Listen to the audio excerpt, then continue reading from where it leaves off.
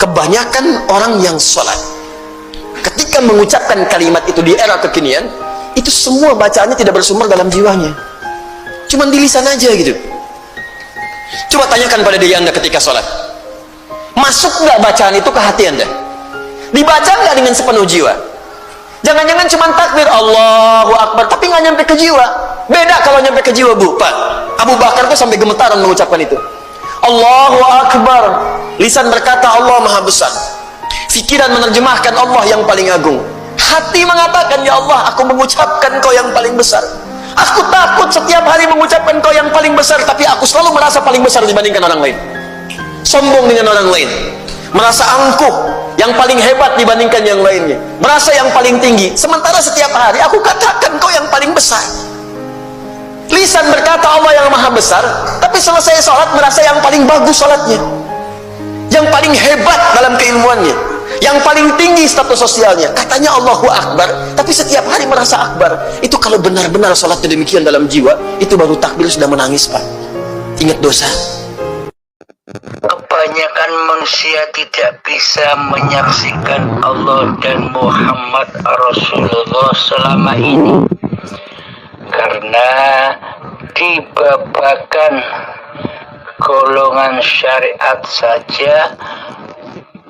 Mana mungkin mereka bisa menyaksikan Allah ketika kita duduk di syariat? Bagaimana mungkin kita bisa menyaksikan Allah sementara bagi kita selama ini Allahnya gaib, Allahnya tiada?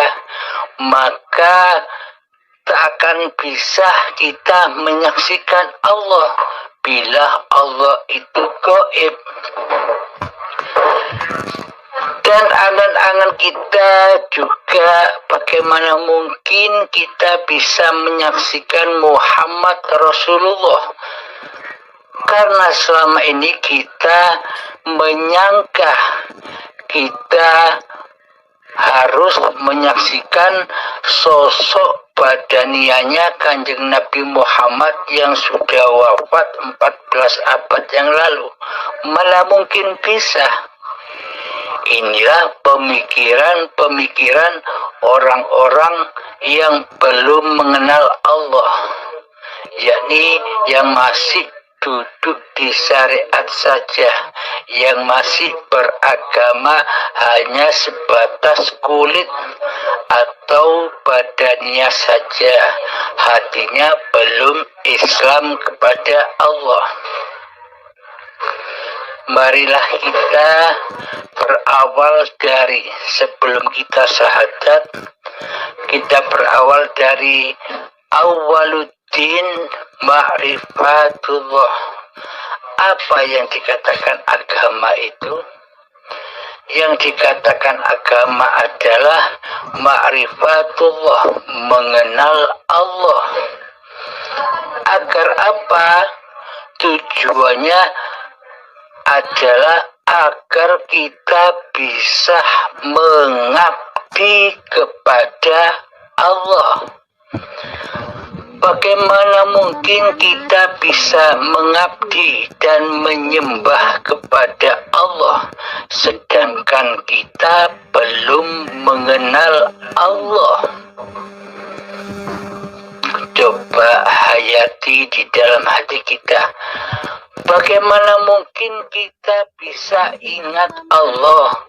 Bagaimana mungkin kita bisa berzikir kepada Allah sedangkan sementara kita belum pernah berjumpa dengan hal yang bernama Allah, hal yang mempunyai nama Allah, hal yang memiliki nama Allah? Maka pastilah kita hanya ingat, hanya zikir kepada namanya saja. Contoh begini, Anda mengenal nama saya Abdul Halim, sedangkan Anda tidak pernah berjumpa dengan saya sekalipun. Anda terus sebut-sebut nama saya, Abdul Halim, Abdul Halim, Abdul Halim, Abdul Halim, Abdul Halim. Akan tetapi Anda belum tahu sosok yang bernama Abdul Halim. Nah, ketika Anda berjumpa dengan saya di suatu masjid di Mekah contohnya, misalkan di Mekah, kita sholat berjamaah bersama-sama. Ketika saya ada di samping Anda, apakah kira-kira Anda mengenali saya? Bila sayalah yang Anda sebut-sebut selama ini, Abdul Halim, Abdul Halim, Abdul Halim, sementara Anda selama ini belum pernah sekalipun berjumpa dengan saya. Kamu hal, tidak mungkin Anda bisa mengingat saya. Meskipun Anda menyebut-nyebut nama saya sebelum kita berjumpa. Nah, ketika kita sudah berjumpa, cara mengingatnya bukan lagi menyebut-nyebut nama saya. Abdul Halim, Abdul Halim, Abdul Halim, bukan begitu cara mengingatnya. Cara mengingatnya adalah mengingat wajahnya tanpa menyebut-nyebut namanya. Begitulah yang dimaksud ingat itu. Sama halnya dengan Allah. Ketika kita belum kenal dengan siapa yang bernama Allah itu, maka kita hanya berpikir, hanya ingat kepada nama-namanya saja. Allah, Allah, Allah, Allah. Sedang kita tidak bisa mengingat kepada siapa yang bernama Allah itu. Karena selama ini kita tidak pernah bertemu, tidak pernah berjumpa, tidak pernah bermakrifat kepada Allah. Maka tujuan agama itu adalah mengenal Allah, agar kita bisa mengabdi, agar kita bisa mengingat Allah. Untuk bermakrifat kepada Allah, jalannya melewati man arafa nafsahu faqad arafa rabbahu. Barang siapa yang mengenali hakikat diri sejati manusianya yang tak wujud, yang tak hidup, maka ia akan mengenali Tuhannya. Jadi sebelum bermakrifat kepada Allah, maka kita wajib bermakrifat kepada hakikat diri sejati manusia kita sendiri. Siapa diri ini? Siapa manusia ini? Bagaimana sifat-sifatnya manusia ini? Tentunya kita pelajari sifat-sifat wajibnya Allah yang 20 beserta sifat muhalnya Allah yang 20 pula. Di dalam sifat wajibnya Allah yang pertama wujud. Wajib bagi Allah itu ada. Wajibul wujud. Jadi tidak mungkin Allah itu gaib, tidak ada. Allah itu ada, wujud nyata jelas. Lawan sifatnya wujud adalah sifat Adam di dalam sifat muhalnya Allah. Sifat Adam itu artinya muhal, tidak mungkin Allah itu tidak ada. Tidak mungkin Allah itu tidak ada. Allah itu ada, wujud nyata. Nah, sifat kebalikan dari sifat Allah inilah sifat wajib bagi seluruh makhluk, termasuk bagi seluruh manusia kita. Bila kita masih berkedudukan, bila kita masih berposisi sebagai Allah, yang mana kita selama ini mengaku diri kita yang wujud, mengaku diri kita yang hidup, berarti selama ini kan kita berposisi sebagai Allah, sebagai Tuhan. Tapi selama ini kita tidak menyadari itu. Sedangkan Allah sendiri kita anggap seperti makhluk. Kita adamkan, kita tiadakan, kita goibkan di hati kita matikan di hati kita. Bahwa yang hidup ini adalah diri manusia kita. Sedangkan hidup Allah tak ada di dalam diri manusia kita selama ini. Begitu kan? Nah, berarti yang jadi Tuhan selama ini siapa?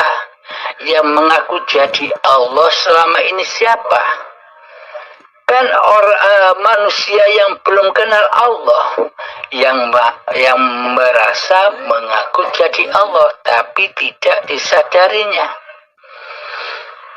Maka makrifatilah diri kita, kembalilah kepada sifat hakikat diri sejati manusia kita yang adam, yang tidak ada, yang tak wujud, yang gaib.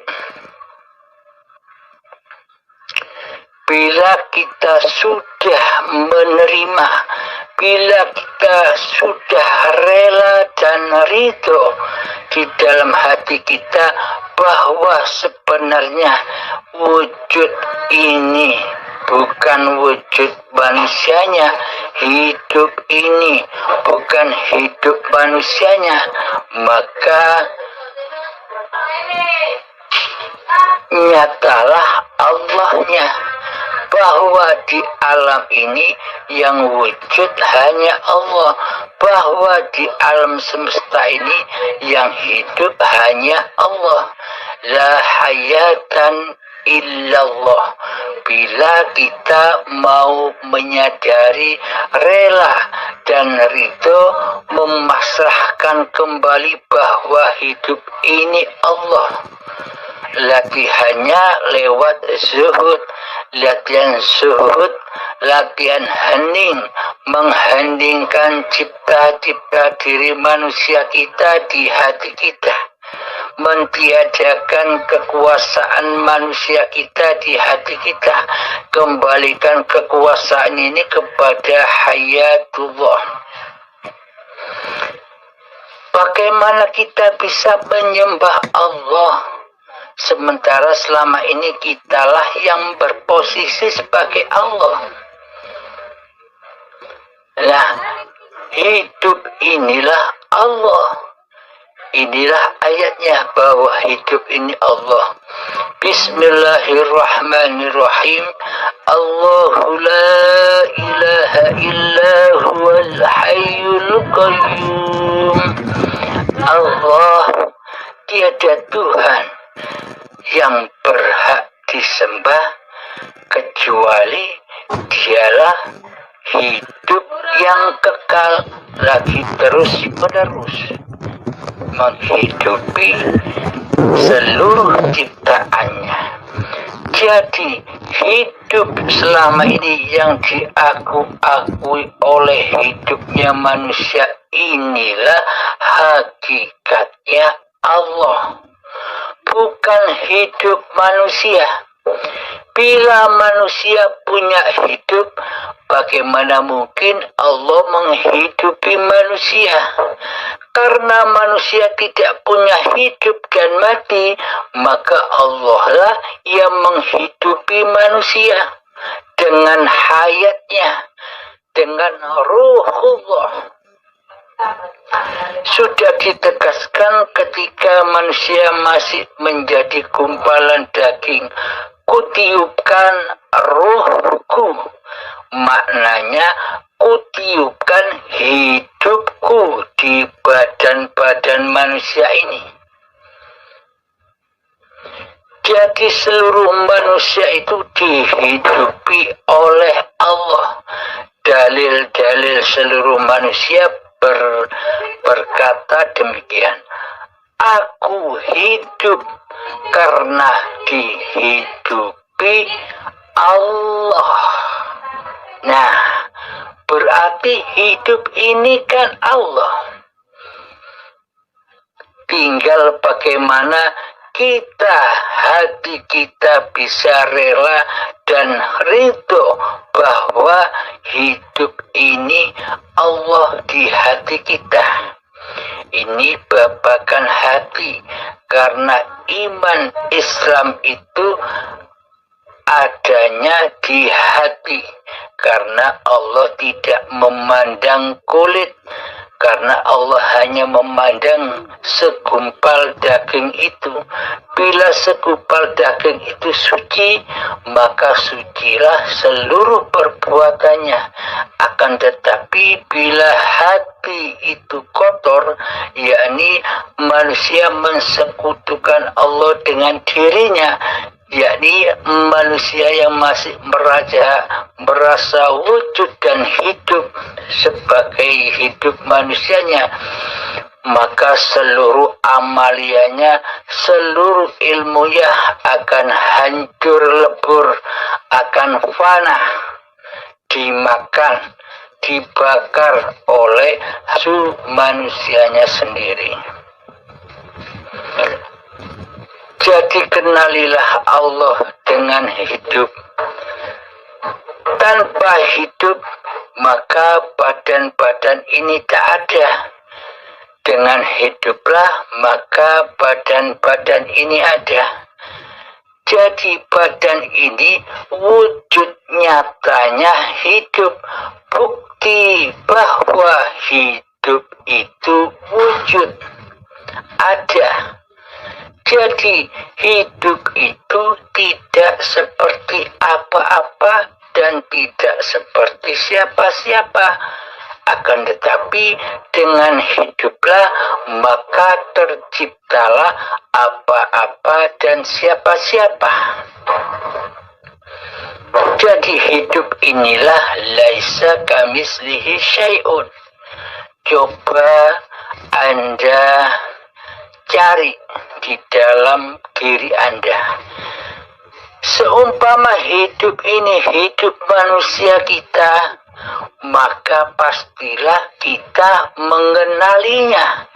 Bagaimana wajahnya hidup, bagaimana rupanya hidup, bagaimana bentuknya hidup, bagaimana warna dan rasanya hidup kita sendiri. Jika memang hidup ini hidup manusia kita, ketika kita carikan hidup itu kan tidak seperti apa-apa, tapi wujud, tapi tidak seperti apa-apa. Dengan hiduplah maka terciptalah alam semesta ini. Seumpama hidup ini tidak ada, maka alam semesta ini tak ada. Ketika hidup ini sudah memperjalankan badan-badan kita, maka kita bisa menyaksikan seluruh ciptaan-ciptaan Allah, seluruh ayat-ayat Allah, gunung, lautan, hutan, perkotaan, pedesaan, manusia, hayawan, tumbuhan, seluruhnya bisa kita saksikan dengan hidup. Tanpa hidup, maka kita tak akan bisa menyaksikan semua itu. Jadi hiduplah yang menciptakan. tanpa hidup, maka tak akan ada semua ciptaan itu. Kira-kira bisa dipahami, Kang Mas? Alhamdulillahirrabbilalamin.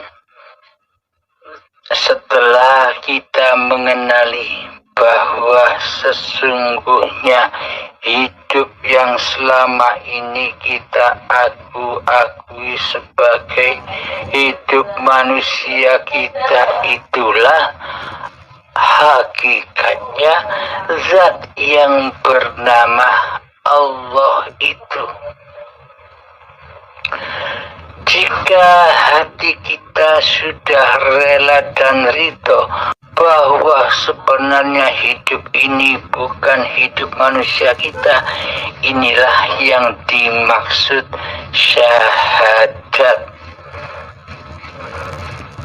Asyhadu an la ilaha illallah. Saya bersaksi bahwa tiada Tuhan selain Allah. Saya bersaksi bahwa tiada hidup kecuali Allah. Saya bersaksi bahwa tiada Tuhan yang mentuhani diriku ini kecuali Allah. Wa asyhadu anna Muhammadar Rasulullah, dan saya bersaksi bahwa Muhammad itu utusan Allah. Jadi yang dimaksud di dalam syahadat ini bukan asyhadu an la ilaha illallah wa asyhadu anna Muhammad bin Abdullah. Bukan begitu maksudnya. Di dalam pemahaman syariat, maksudnya ya begitu, disangka menyaksikan utusan yang bernama Nabi Muhammad bin Abdullah. Padahal di syahadat itu sendiri, wa asyhadu anna Muhammadur Rasulullah, dan saya bersaksi bahwa Muhammad itu utusan Allah. Siapakah Muhammad itu sejatinya? Sejatinya Muhammad itu adalah seluruh badan-badan yang diciptakan oleh Allah. Inilah Muhammad Rasulullah, badan-badan yang diutus oleh Allah, badan-badan yang dipergerakkan oleh Allah, badan-badan yang dihidupi oleh Allah, badan-badan yang dijaga oleh Allah, badan-badan yang dibimbing oleh Allah sejak dari tanah sampai saat ini, badan-badan yang selalu dikasih sayangi oleh Allah. Inilah yang dimaksud Muhammad Rasulullah. Yakni badan-badan kita inilah yang dipergerakkan oleh Allah, yang diutus oleh Allah lewat kehendak-kehendak yang ada di dalam hati, lewat kerentet-kerentet yang ada di dalam hati. Tanpa adanya kehendak Allah, tanpa adanya kerentek yang ada di hati, apakah manusia bisa bertindak tanduk? Ketika manusia akan sholat, pasti di dalam hatinya ada kerentek, ada utusan, ada perintah dari hidup, ayo sholat. Maka berjalanlah badan ini menuju sholat. Yang mensolatkan, yang memperjalankan badan juga Allah. Inilah yang dimaksud Muhammad Rasulullah. Hati sudah memandang hiduplah yang menguasai badan. Inilah yang dimaksud syahadat itu.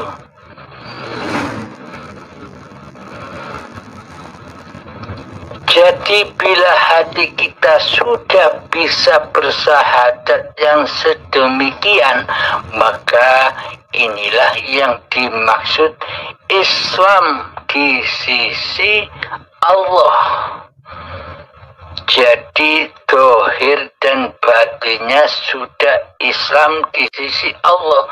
Karena tidak cukup kita hanya beriman, percaya saja tanpa kita mengenal Allah. Maka di Al-Quran ada perintah lagi, ya ayyuhalladzina amanu, wahai orang-orang yang beriman. Maksudnya wahai orang-orang yang hanya mengenal Allah sebatas namanya saja.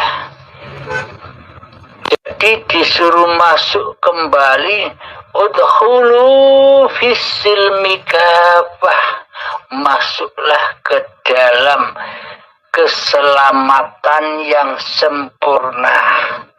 Jadi maksudnya diutus, diperintah untuk bermakrifat kepada Allah hatinya.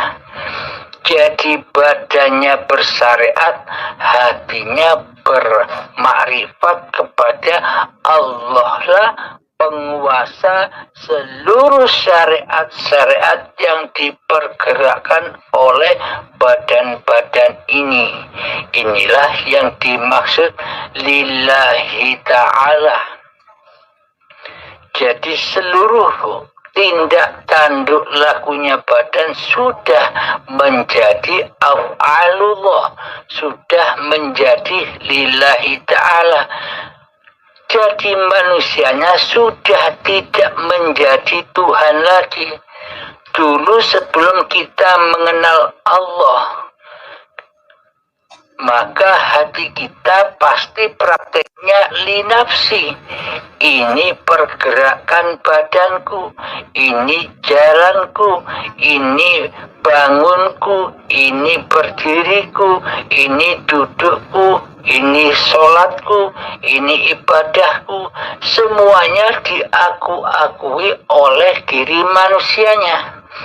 Karena selama ini manusianya tidak bertuhan, melainkan mentuhankan diri nafsianya sendiri, mentuhankan hawa nafsunya sendiri. Inilah manusia-manusia yang mensekutukan Allah dengan dirinya. Bagaimana ibadah-ibadah dan sholat-sholatnya orang-orang yang masih belum kenal Allah? Sejak akil balik sampai setua ini, coba kita pahami.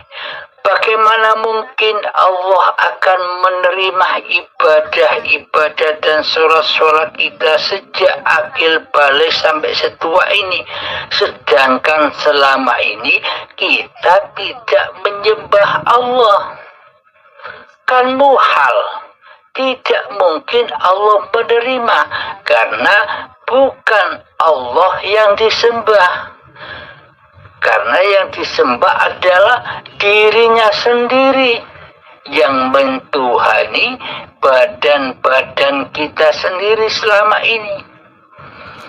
Nah, bila ingin ibadah dan sholat kita diterima oleh Allah, maka jadikanlah Allah sebagai Tuhan kita, sebagai pelaksana, sebagai yang beraf'al di dalam badan-badan kita.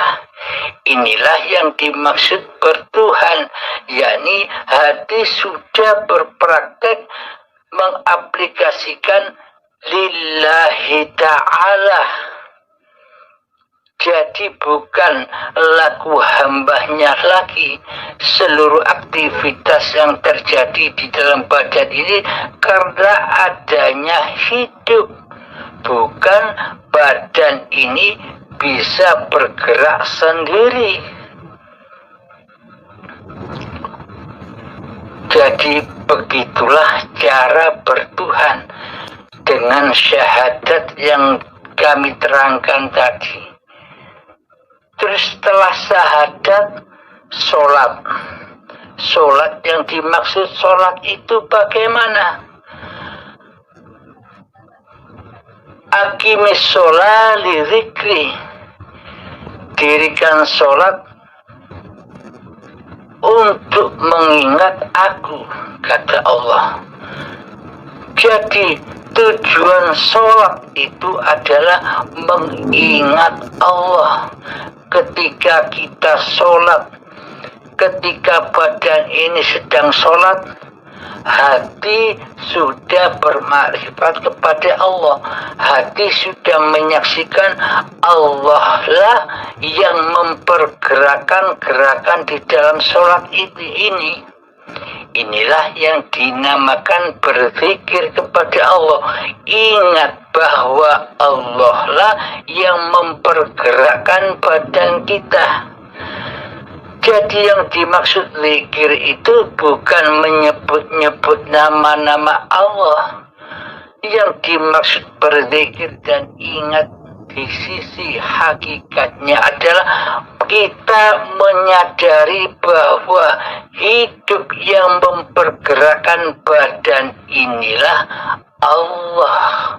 Inilah yang dimaksud sholat.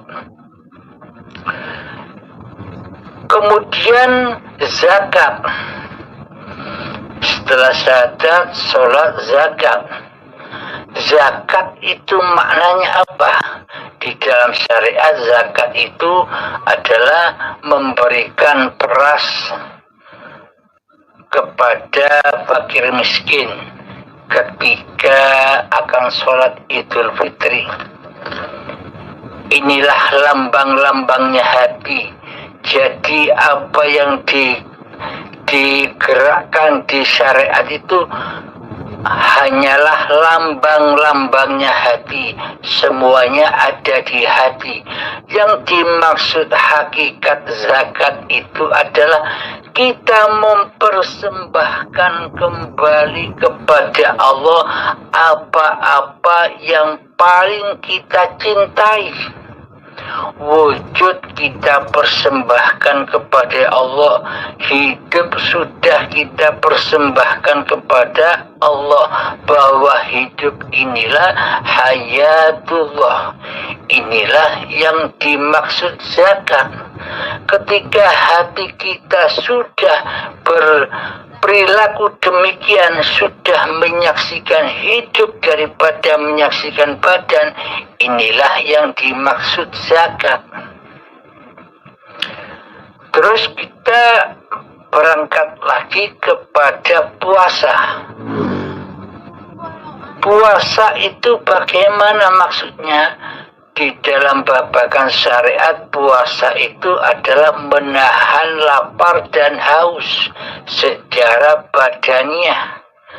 Akan tetapi yang dimaksud berpuasa di sisi Allah itu adalah berpuasa akan hadirnya kewujudan manusia kita. Jangan sampai kewujudan manusia kita hadir. Jangan sampai kehidupan manusia kita hadir menguasai apa-apa yang dipergerakan oleh badan. Yakni hambanya menjadi Tuhan. Hawa nafsunya menguasai seluruh pergerakan badan. Yang dimaksud puasa adalah menekan hawa nafsu itu tidak muncul. Yang kita wujudkan hanya hayatullah. Allah lah yang berkuasa. Inilah yang dimaksud puasa. Contoh, ketika kita berjalan, hati kita sudah berpuasa dari manusianya yang berjalan. Akan tetapi di dalam praktek hati kita sudah menyadari bahwa hiduplah yang berjalan, bukan badan yang berjalan. Allah lah yang berjalan, bukan manusianya yang berjalan. Contoh lagi, ketika kita sedang duduk, hati berpuasa dari hambanya yang duduk, bukan manusianya yang bisa duduk, tapi hiduplah yang mendudukkan. Jadi semua peristiwa keadaan itu sudah kembali rojiun kepada Allah lah sebagai penguasanya, Allah lah sebagai Tuhan yang mentuhani badan-badan ini. Inilah yang dimaksud puasa. Puasa dari kewujudan diri manusianya, yang diwujudkan hanyalah Allah. Kemudian yang kelima adalah haji. Haji itu apa? Labbaik Allahumma labbaik, labbaik la syarika laka labbaik. Jadi yang dimaksud haji itu hati sudah tidak mensekutukan Allah dari diri manusianya. Jadi Allah lah yang mentuhani manusia, bukan manusianya yang jadi Tuhan. Selama ini kan manusianya yang selalu berprasangka, selalu berkuasa, selalu merasa wujud, selalu merasa hidup, sehingga manusia berkuasa atas seluruh gerak laku badannya, seluruh gerak laku syariatnya, sehingga di dalam hatinya prakteknya linafsi, ini perbuatanku hamba, bukan af'alullah. Karena hidup masih terkuasai oleh hambanya, masih diakui oleh hambanya lah yang hidup. Jadi yang dimaksud haji itu adalah sucinya hati dari selain Allah. Jadi pada intinya syahadat, sholat, pada intinya sholat, zakat, puasa, haji itu sudah terangkum di dalam syahadat. Jadi maka dari itu bila kita sudah bisa bersyahadat, maka sholatnya, zakatnya, puasanya, hajinya pasti semuanya diterima oleh Allah.